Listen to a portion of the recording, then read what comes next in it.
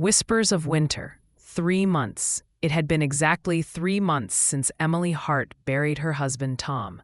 They had come to the new world with nothing but dreams and love. From the ship straight into the promise of open land and a fresh start. Tom believed they could build a home, raise children, and grow old together under the wide American sky. But America was harsher than they had imagined. One storm, one reckless moment. Tom died trying to save a neighbor trapped in an icy river. Since that day, Emily came to the graveyard every morning. The snow cut her cheeks, the wind bit through her coat, but she couldn't stay away. Only there, at his grave, did she still feel him beside her. She would stand for hours, hand resting on her belly, where a tiny heartbeat reminded her that a piece of Tom still lived.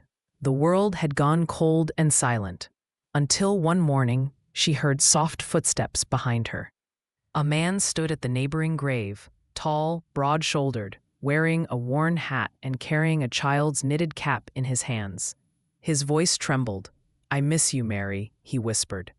Tears shone in his eyes, and for a reason she couldn't explain, Emily understood his pain. When he looked up, their eyes met, two broken souls recognizing each other in the quiet of winter. "I'm sorry," she said softly. "I didn't mean to intrude." "You're not intruding," he replied. "Sometimes it helps when someone else is here." That's how they met. His name was Lucas Grayson. He had lost his wife 2 years earlier to a fever. He had a daughter, Ellie, 9 years old, and since then, they'd depended on each other to survive. He noticed Emily walking home through the snow one evening, trembling from the cold. "You shouldn't be out here alone," he said quietly. "Winter's only getting worse. Come stay at my place. I can offer a roof and a warm meal. Nothing more." Emily hesitated. "And if I accept? Then you'll be saving not just yourself," he said, "but my little girl too." She turned back toward Tom's grave, whispered a goodbye, and nodded. That was the beginning of their story. At first, the house felt like two different worlds. Lucas was kind, but distant. He spoke little, moved quietly, carried grief in his shoulders. Emily helped with chores, cooking, milking cows, feeding chickens, trying to repay his kindness. But Ellie met her with open hostility. "You're not my mama," the girl snapped one night when Emily brought her a blanket. "I know," Emily said softly.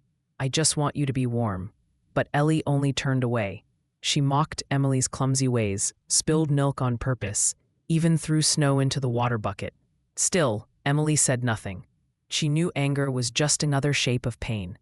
Then one night, during a storm, Ellie shouted, "You took her place, my mama's place."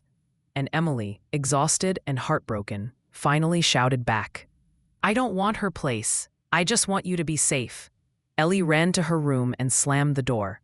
When Lucas came home, he sensed something had happened, but both women denied it. "I'll be away tomorrow," he said. "Please, watch over her." Emily agreed, though unease gnawed at her chest. The next morning, the world was silent, wrapped in snow. Emily woke, and the bed in the corner was empty. Ellie was gone. Heart pounding, Emily rushed outside. Tiny footprints led away from the house toward the frozen lake. She ran, calling her name. Her breath turned to white clouds in the frigid air. "Ellie, come back!" The girl stood in the middle of the lake, small and fragile against the endless white. "Ellie, it's not safe," Emily cried. "Come back to the shore." "Papa loves Mama," Ellie shouted. "Not you." "I know," Emily said, stepping carefully onto the ice. "I'm not here to replace her. I just want you to live." A sharp crack split the air. The ice gave way beneath Ellie. Emily screamed and dove forward. The water was knives of cold cutting through her skin. She grabbed the girl's sleeve, pulling, kicking, fighting against the freezing water. "Hold on, sweetheart, hold on," she gasped, voice breaking. Ellie out onto the shore, collapsed, and wrapped the child in her arms, shielding her from the wind. When Lucas returned that evening, he found them by the fireplace.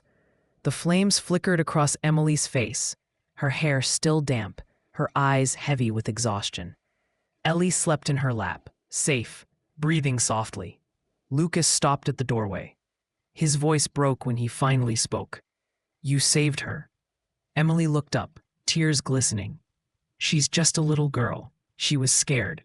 He knelt beside them, reaching out a trembling hand. "You saved my daughter, and you saved me."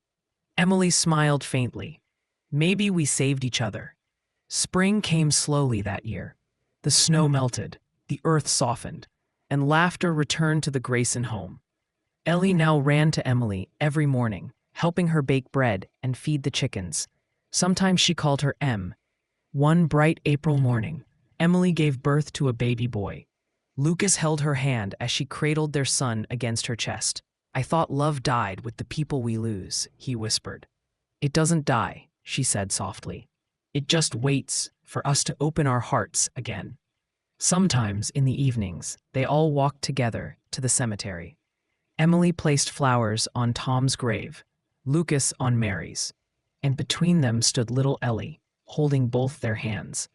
The wind whispered gently through the trees. Love never dies, it only changes form.